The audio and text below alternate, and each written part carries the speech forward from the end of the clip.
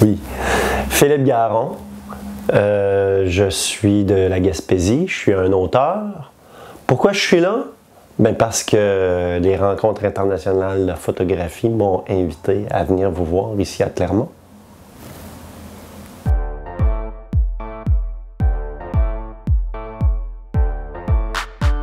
C'est quoi mon axe de travail? C'est le mouvement, mon axe de travail. D'ailleurs, c'est un peu contre nature pour moi d'être assis, parler. En général, je suis debout, puis je bouge beaucoup, je gesticule. Je fais beaucoup d'activités physiques. Je bûche, je jardine, mon chien me marche. Et c'est beaucoup là que l'écriture se passe. Puis pourquoi le thème des barrières? Parce que je veux des chevaux quand je serai grand. Puis j'ai demandé à mon père de m'expliquer comment on fait des clôtures. Chez nous, on utilise plus le mot clôture. Puis en lui demandant de m'expliquer comment on fabrique des clôtures en bois, c'était beaucoup plus que juste des explications techniques sur des savoir-faire traditionnels. Il y avait quelque chose d'émotif qui surgissait, qui remontait. Fait que j'avais déjà commencé à travailler là-dessus au Québec. Puis avant de partir, Gabrielle, mon amoureuse, m'a dit « Pourquoi tu continues pas sur cette lancée-là pour voir qu'est-ce que les gens de la Picardie pourraient te donner comme matériel? »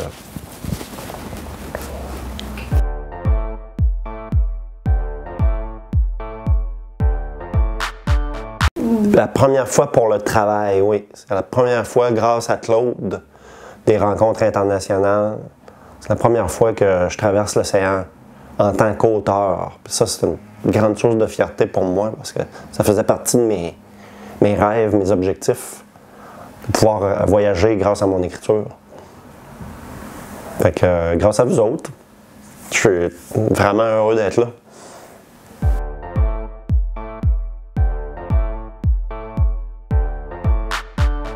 En fait, je peux pas dire que je l'ai organisé parce que c'est Estelle qui l'a organisé. Il faut rendre à César ce qui appartient à Estelle. Quand on a discuté de ma venue ici, j'ai rapidement exprimé le souhait de rencontrer des groupes. Je me voyais mal. Rester tout seul dans mon coin ou pas avoir d'activité organisée. Puis pour moi, c'est une source d'inspiration. Je ramasse beaucoup de contenu. Bon, qu'est-ce que je vais faire avec, je ne sais pas encore. Mais en écoutant les gens, quand je réussis à me taire, en écoutant les gens, il y a énormément de matériel qui se présente à moi.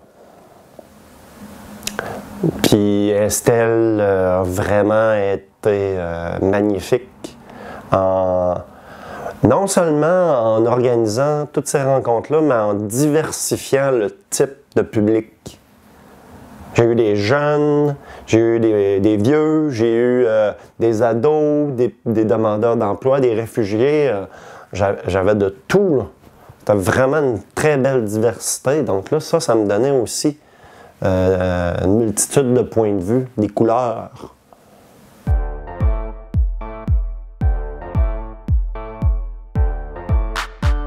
Ben c'est sûr, pour moi, sans vouloir être grandiloquent, c'est un peu un tournant à ce moment-ci pour moi.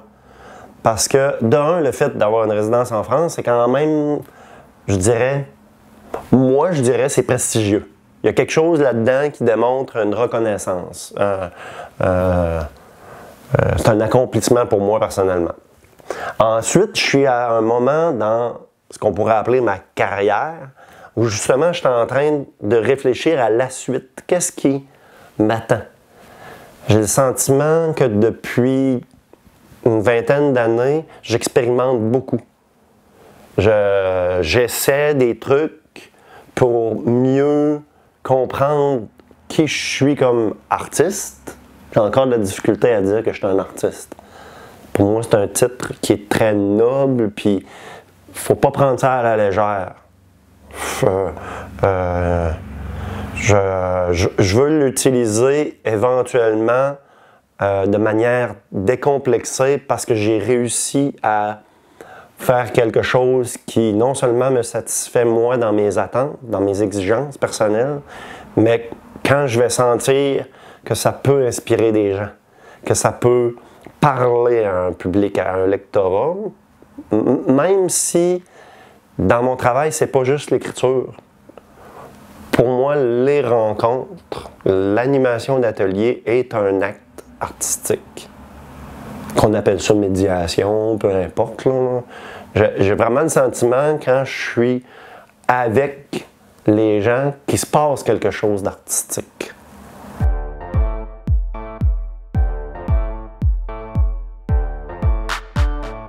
Oui, il y a un lien avec la photographie. D'ailleurs, j'ai beaucoup pris de photos. Je regrette de ne pas avoir de compétences en photographie, mais j'en ai beaucoup pris cette semaine.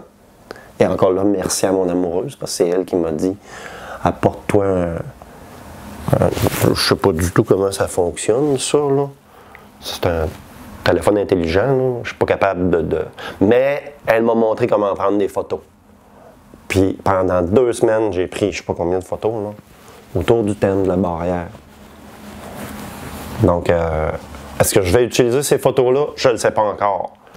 Mais c'est sûr qu'il y a un saisir l'instant qui est très précieux dans la photographie. C'est un médium, même si ça ne fait pas partie de mon coffre à outils, c'est un médium que je trouve extraordinaire.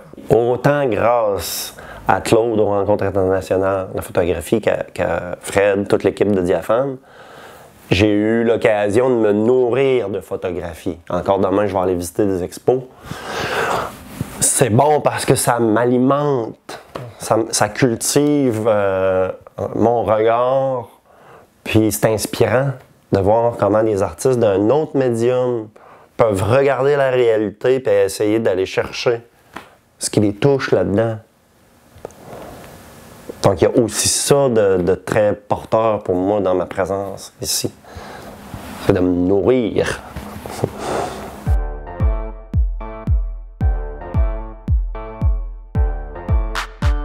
Si je retenais un mot pour qualifier cette expérience, couleur. Oui. Ça a été vraiment comme très une palette de couleurs. Très joyeuse. Il y a eu beaucoup d'éclats de rire, beaucoup d'énergie, beaucoup de lumière, beaucoup de mouvement, beaucoup... J'ai été vraiment ébloui, mais dans le bon sens du terme, là, par tout ce qui m'a été proposé comme sensation. Donc oui, des couleurs, j'ai